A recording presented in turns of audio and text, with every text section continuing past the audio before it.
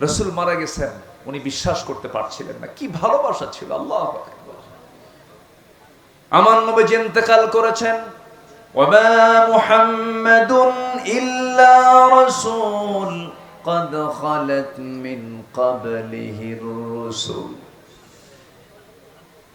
এই আয়াত নাযিল হয়েছে আগে, কিন্তু ওমর ফারুকের কানে যখন সংবাদ একজন দিয়ে দিল, ওমর তুমি কি জানো রাসূল দুনিয়া থেকে বিদায় নিয়েছেন? নাঙ্গা তরবারি তিনি বের করলেন, বের করে বলছেন, দ্বিতীয়বার কোনো ব্যক্তি আমার কানে যদি সংবাদ দিতে আসো রাসূল ইন্তেকাল করেছেন, আমি তার গর্দান উড়াইয়া দেব। নবীর প্রতি তার এত প্রেম ছিল, এত মহব্বত ছিল, এত গাঢ় সম্পর্ক ছিল। সব সাহাবী রাসূলকে ভালোবেসেছেন, কিন্তু ওমর ফারুকের ভালোবাসা একটু ভিন্ন ছিল। রাসূলকে দারুণ তিনি মহব্বত করেছেন। নবীর প্রতি চুল পরিমাণ কোনো বেয়াদবি তিনি সহ্য করতে পারতেন না। সবার কম বেশি ইতিহাসগুলো জানা আছে। এক মুনাফিক নবীর কাছে বিচার চাইতে আসলো, এসে বলতেছে, ইয়া রাসূলুল্লাহ, বিচারটা আমার চাই। কি বিচার? ইহুদির সাথে আমার গন্ডগোল লাগছে, একটি বিচারটা করে দেন। নবীজি মুনাফিকের পক্ষে রায় না দিয়া রায়টা দিয়েছেন ইহুদির পক্ষে। কারণ রাসূল কি মুসলমান দেখবেন, ইহুদি দেখবেন না, আইন দেখবেন। বলেন কি দেখবেন? কি দেখবেন? ইআদিলু হুয়া আকরাবু লিত্তাকওয়া। ইআদিলু হুয়া আকরাবু লিত্তাকওয়া। আদালত ঠিক রাখো, এটাই হলো তাকওয়ার জায়গা। এটা কিসের জায়গা? তাকওয়ার জায়গা। কি মসজিদ না বাজার? মসজিদ। ভালো করে কম, বাজার না, বাজার না নাকি? বলেন বলেন বলেন। উত্তর হলো তাকওয়ার জায়গা মসজিদ, বাজারও। কিন্তু আমরা কি মনে করি? তাকওয়ার জায়গা শুধু মসজিদ, আর বাজারে গিয়ে ওজন হেরফের করে। ইয়াদিলু হুয়া আকরাবু লিত্তাকওয়া। কষ্ট পেলে শেষ করে দেই নাকি? আচ্ছা, সেই ওমর ফারুক রাদিয়াল্লাহু তাআলা আনহু, তার কাছে ওই মুনাফিক এসে বলল, নবীর কাছে বিচার চাইতে গেলাম, রাসূল ভাবছিলাম আমি মুসলমান, নবী আমার পক্ষে রায় দিবেন। আমার পক্ষে রায় না দিয়া ইহুদির পক্ষে রায় দিল, এটা কেমন কথা? বিচার পছন্দ হয় নাই। ওমর, বিচার সানি করো, সানি বিচার করো, দ্বিতীয় বিচার করো। সাইয়েদনা ওমর ফারুক রাদিয়াল্লাহু আনহু কাছে কথাটা এত জঘন্য মনে হলো, এতটা আপত্তিকর মনে হলো, কাউকে বলার প্রয়োজন মনে করলেন না। শুধু বললেন, তুমি একটু দাঁড়াও, ভিতর থেকে আসি। ভিতরে গেছেন, হাতের মধ্যে কি নিয়েছেন বলেন? কি নিয়েছেন? কার প্রতি ভালোবাসা? নবীর প্রতি ভালোবাসা। চিন্তা করে দেখো, অন্য কথাও তো বলতে পারতেন, এই বেকুব, বেয়াদব, নবীর বিচার পছন্দ হয় না, যাও এখান থেকে, বলতে পারতেন।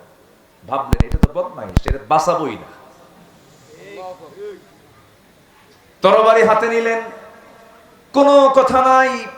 বাইরে এসে একটা শব্দ বের করার মতো সুযোগও দিলেন না। তরবারি তার গর্দান বরাবর মেরে দিলেন। মুনাফিক দুনিয়া থেকে বিদায় নিল। আমার নবীর কাছে সংবাদ চলে গেছে। রাসূল ভাবলেন, আহারে ওমর বুঝে একটা খুন করে ফেললো। আল্লাহর পক্ষ থেকে আয়াত নাযিল হলো, ওমর যে সিদ্ধান্ত নিয়েছে এটাই হলো সঠিক সিদ্ধান্ত, কারণ ওমর জীবনের চাইতে আপনাকে বেশি ভালোবাসে। জোরে বলে সুবহানাল্লাহ, আল্লাহু আকবার।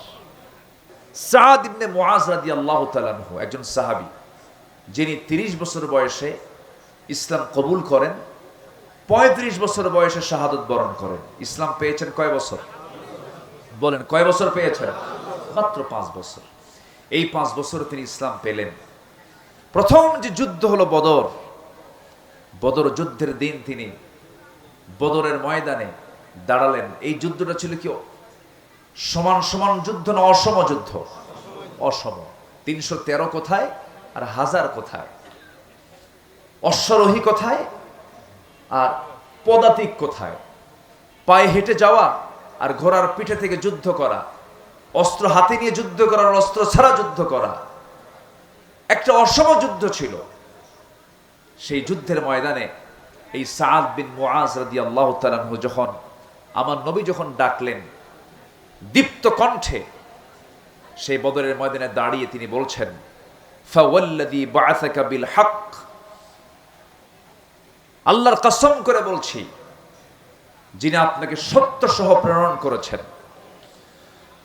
লাউস্তা'আরাদতু বিনা হাযাল বাহর, হে রাসূল আপনি যদি আমাদেরকে সমুদ্রের দিকে অগ্রসর করতে বলেন, আমরা অগ্রসর হব, ঝাঁপিয়ে পড়ব, আপনার আনুগত্যের বাইরে আমরা এক চুল পরিমাণ যাব না।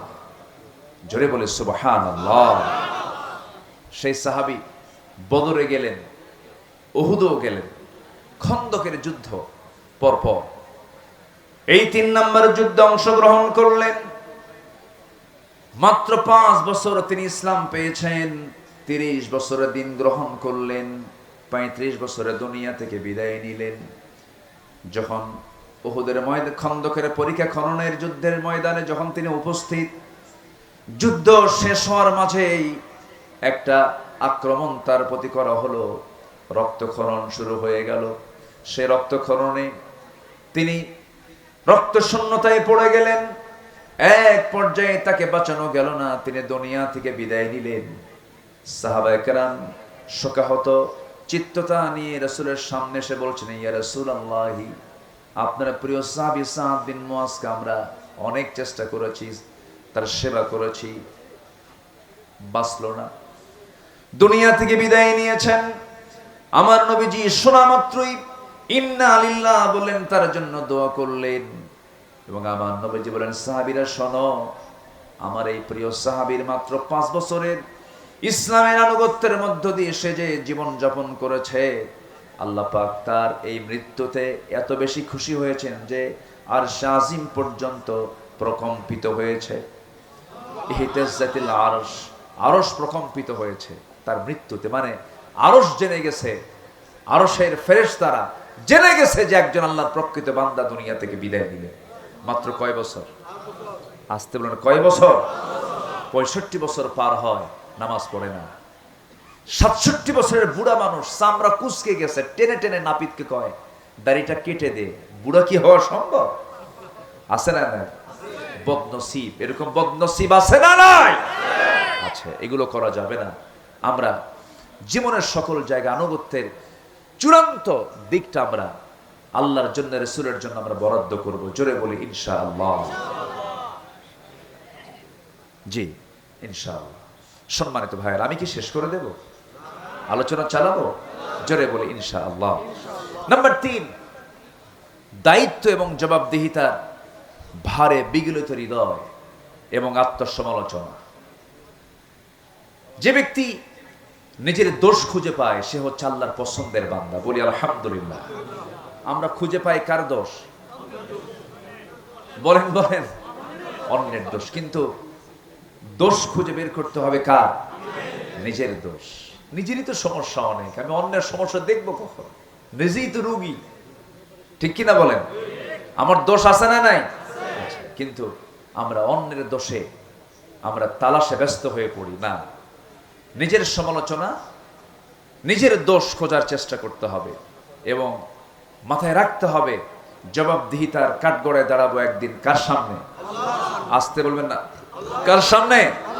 আল্লাহর সামনে। আল্লাহ রাব্বুল আলামিন সুন্দর করে বলছেন, ইন্না আরাদনাল আমানাতা আলাস সামাওয়াতি ওয়াল আরদ ওয়াল জিবালি ফাআবাইনা আন ইয়াহমিলনাহা ওয়া আশফাকনা মিনহা ওয়া হামালাহাল ইনসান ইন্নাহু কানা যালুমান জাহুলা। জোরে বলুন আল্লাহু আকবার।